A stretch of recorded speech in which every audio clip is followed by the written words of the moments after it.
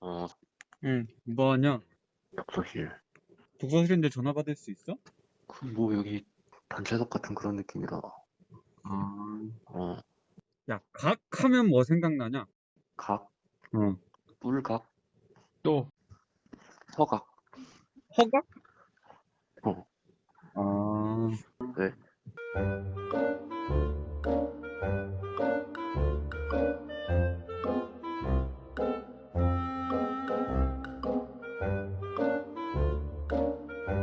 반갑습니다. 동경과 호도법 알아보도록 할 거예요. 그래서 우선은 각이라고 하는 게 뭔지, 우선 반직선. 자, 직선이라고 하는 거는 우선은 두 점을 지나는 아주 긴 선, 우주 끝까지 뻗어나가는 이 선을 얘기하는 거고요.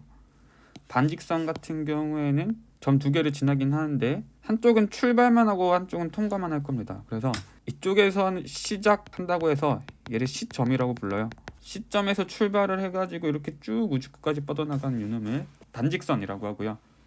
그럼 이제 각이라고 하는 건 뭐냐면 반직선 두 개를 붙여 놓은 건데 어떻게 붙일 거냐면 반직선 두 개가 시점이 똑같아. 시점이 같은 반직선 두 개, 이놈을 갖다가 각이라고 부르고요. 그럼 각도라고 하는 거는 45도, 90도 이런 도 단위를 이용해 가지고 나타내는 건데, 각이 보면은 두 개의 반직선으로 이루어져 있는데 어떤 거는 뭐 요만치 벌어져 있고 또 어떤 거는 요만치 벌어져 있고, 각도라고 하는 건요, 각이 벌어진 크기, 얼마만큼 얘네 두 개가 벌어져 있냐, 그게 각도예요. 각을 재는 방향. 자, 얘를 O, 얘를 P, 얘를 Q라고 하겠습니다. OP로부터 OQ까지의 각도, OQ로부터 OP까지의 각도. 자, 예를 들어서요, 여기를 갖다가 30도라고 해볼게요. 요놈은 OP로부터 OQ까지의 각도입니다.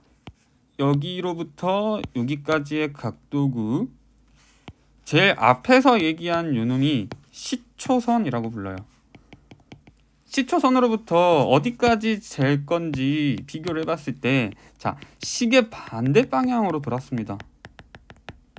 자, 시계 반대 방향일 때는 플러스예요. 시계 방향으로 갈 때는 마이너스로 볼 겁니다.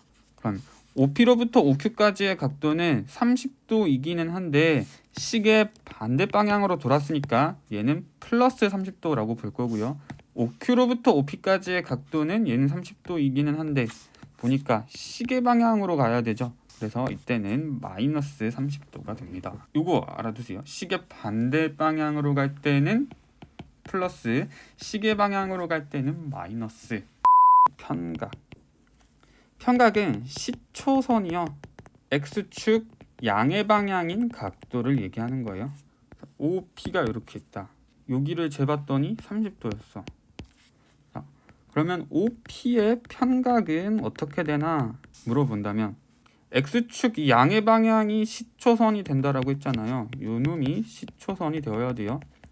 자, 시초선에서 OP까지 이동을 하려면 시계 반대 방향으로 가야 됩니다. 확인을 해봤더니 얘는 150도죠. 180에서 30 빼니까 150이에요. 요만치는 150도. 그래서 OP의 편각은 150도구나 라고 하셔도 되고, 그 다음에 시초선으로부터 시계 반대 방향으로도 갈 수 있지만 시계 방향으로도 갈 수 있어요. 시계 방향으로 이동을 하게 되면은 얘는 계산을 했을 때 180에 30을 얹었으니까 총 210이 됩니다. 근데 시계 방향으로 210도 간 거잖아요.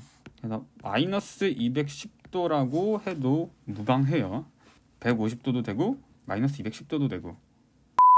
다음은 일반각입니다. 일반각은 일단 편각의 특징은 다 가지고 있어요. X축 양의 방향을 시초선으로 가지고, 일반각은 우리 동경이라고도 부르는데 편각의 회전수 개념까지 들어간 겁니다. 그러니까 아까 좀 전에 말씀드렸던 요 아까 OP, 얘가 150도일 때, 자, 얘는 시계 반대 방향으로 갔을 때요, 그래 150으로 생각할 수 있는데 150까지 갔다가 한 바퀴 또 돌아가지고 여기까지 도착한 거다라고 보면은 150에다가 한 바퀴에 해당하는 360을 더 얹어가지고 얘는 510도라고도 부를 수 있어요. OP의 일반 각은 150도도 되고 150도에다가 360 한 바퀴 돌았으니까 얘를 얹은 510도도 되고요. 510도에다가 또 한 바퀴 돌 수 있겠죠. 870도도 된다. 그러니까 150도에서 360씩 계속 더해 나가면은 얘는 똑같은 위치에 있다. 그래서 동경은 사실 위치를 얘기하는 거예요. 위치. 그래서 또 더해도 돼. 또 더해도 되고 계속 360씩 더해 나가도 같은 위치에 있습니다. 자, 그럼 얘를 좀 문자를 이용해 가지고 나타내 보면요. 예를 들어서 OP가 요만치가 알파도가 나왔어요. 그럼 얘는 그냥 알파로도 나타낼 수 있고 한 바퀴 돌고 알파까지 가서 360 더하기 알파, 그 다음에 360 두 번 갔다가 알파, 이렇게도 나타낼 수 있겠죠.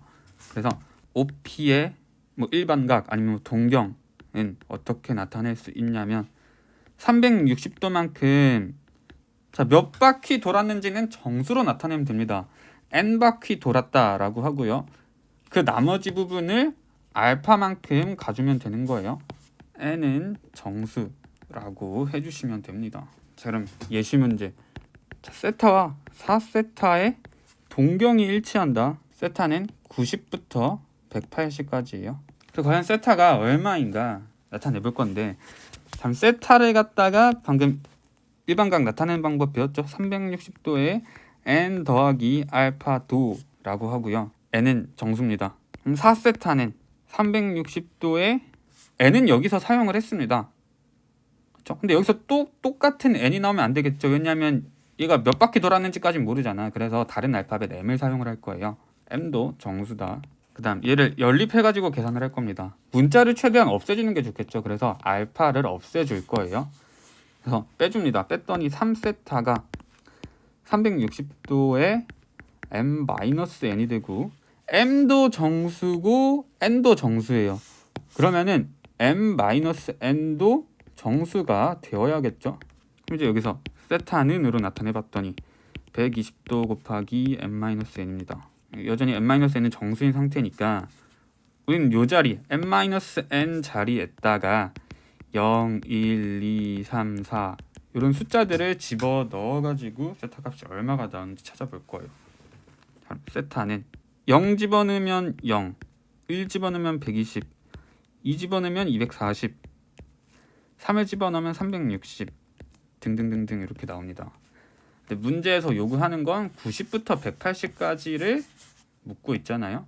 그래서 이 사이에 낑겨 있는 세타 값 찾아봤더니 얘는 120도가 되겠네요. 자, 세타와 4세타의 동경이 서로 x축 대칭이다. 자, 요놈의 세타의 동경이라고 나타내 볼게요. 그럼 4세타의 동경을 나타내고 싶다. 얘는 서로 x축 대칭이어야 되니까 여기 있는 이 x축이 거리다 생각하고요. 뒤집어 볼게요. 이렇게 이쪽을 4세타, 요만치를 알파도라고 해볼게요. 자, 이쪽으로 이동을 할 때는 시계 반대 방향으로 갔으니까 플러스 알파도인데요. 여기 파란 쪽으로 갈 때는 시계 방향으로 갔죠. 그래서 마이너스 알파도예요. 그래서 세타는 360도에서 몇 바퀴 돌았는지 몰라. 곱하기 n이라고 할 거고 여기다 더하기 알파도. 자, 4세타는요 360도에 곱하기 m까지 하고요. 뒤에 마이너스 알파도만큼 이동을 했잖아요. 그래서 마이너스 알파도라고 해놓을게요. 자, 이제 이 상태에서 알파를 없애고 싶습니다. 그러면 두 개를 더해야 사라지겠죠. 더해줘요. 세타는 72도 곱하기 m 더하기 n. 그럼 이번에도 m 더하기 n은 정수니까요. 구하고자 하는 세타는 0, 72, 144 등등등등 이렇게 나오고 음수 쪽으로도 나올 수 있겠죠. 마이너스 72도, 마이너스 144도 이렇게. 그래서 제가 방금은 이 세타 범위를 안 던져줬는데 문제에서 아마 이런 식으로 세타 범위를 제시를 해준다면은 이 중에서 여러분들이 구해놓은 것 중에서 그 범위에 해당하는 걸로 그 대답만 해주면은 뚝딱입니다. 자, 그럼 이번에는 뭐 계산까지는 다 안 해볼 거고요. 만약에 y축 대칭이라면 어떻게 둬야 할까? 그러니까 세타와 4세타가 y축 대칭이다. 일반 각을 어떻게 잡아야 할까? 자, 일단 요놈 세타 요만치 알파 도라고 해볼게요. y축 대칭이면은 4세타는 이쪽에 있어야 돼.